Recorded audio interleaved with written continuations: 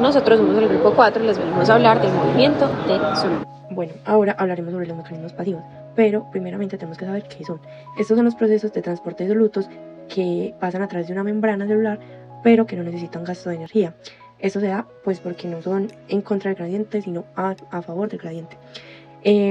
Los mecanismos pasivos se dividen en dos, que son la difusión simple y la difusión facilitada. Bueno, en la difusión simple se da el movimiento de moléculas pequeñas y liposolubles a través de la membrana lipídica. Pues estas pasan directamente.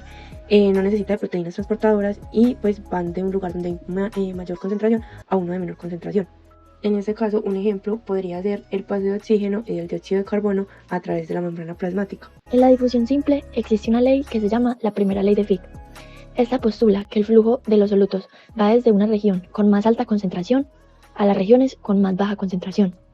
Y esta ley expresa la velocidad del movimiento de un soluto a través de una membrana, teniendo en cuenta las características tanto de la membrana como las del soluto. En la fórmula de esta ley podemos observar J, que es la variable para el flujo, que es directamente proporcional a la variable A, que es la superficie de la membrana, y también a la variable D de C, que es la diferencia de concentración de solutos a ambos lados de la membrana.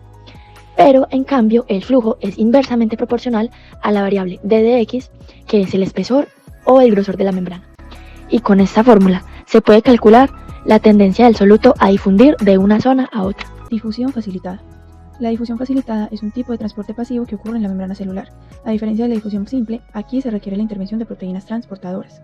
Se basa en que estas proteínas actúan como canales o transportadores, permitiendo el paso de moléculas que no podrían atravesar libremente la membrana, como iones o moléculas polares grandes. Mecanismo de acción. Los solutos mueven siempre a favor de su gradiente de concentración, es decir, desde una zona de mayor concentración hacia una de menor concentración. Sin embargo, este movimiento no sería posible sin la ayuda de proteínas especializadas. La importancia biológica de esto es que la difusión facilitada es esencial para procesos como el ingreso de glucosa en las células o el equilibrio de iones fundamentales para funciones celulares como la producción de energía. Ahora vamos a hablar de los mecanismos activos.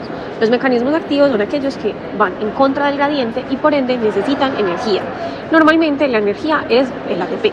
El transporte activo primario se caracteriza por ser principalmente bombas.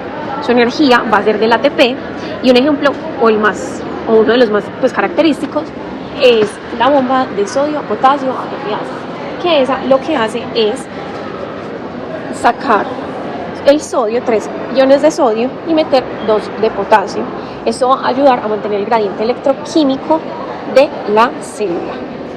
Transporte activo secundario, también conocido como cotransporte, es el transporte de un soluto que depende de un transporte activo primario. Esto quiere decir que es un proceso mediante el cual una molécula es transportada a través de una membrana celular en contra de su gradiente de concentración mediante el uso de la energía generada por el transporte de otra molécula que se mueva a favor de su gradiente de concentración. Básicamente aprovecha el gradiente electroquímico generado por el transporte activo primario. Este proceso se divide en dos tipos principales, simporte y antiporte. El simporte es cuando las dos moléculas se mueven en la misma dirección a través de la membrana y el antiporte es cuando las dos moléculas se mueven en direcciones opuestas. La exocitosis hace parte del movimiento de solutos con gasto de energía, permite expulsar desechos y ayuda a la señalización química y la comunicación célula-célula. La exocitosis es lo contrario a la endocitosis. Los materiales son transportados del interior al exterior de la célula por medio de vesículas. Consta de 3 pasos. El primero es el transporte de la membrana gracias a las proteínas motoras que usan el ATP para impulsar la vesícula. El segundo paso es la unión de membranas, que es que la vesícula se une a la membrana celular, y el tercer paso es que se fusionan las membranas y liberan el contenido de la vesícula afuera de la célula. La exocitosis tiene dos tipos, la exocitosis regulada y la exocitosis constitutiva. La exocitosis constitutiva es que se producen en todas las células de manera espontánea, mientras que las exocitosis reguladas se producen en todas las células secretoras y requieren una señal extracelular. Endocitosis. Es un proceso celular que consiste en la introducción de sustancias en el interior de la célula.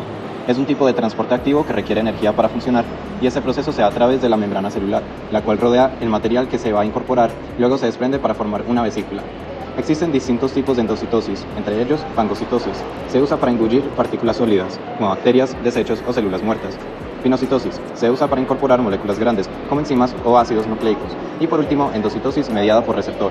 Se usa para incorporar sustancias a través de receptores en la superficie celular.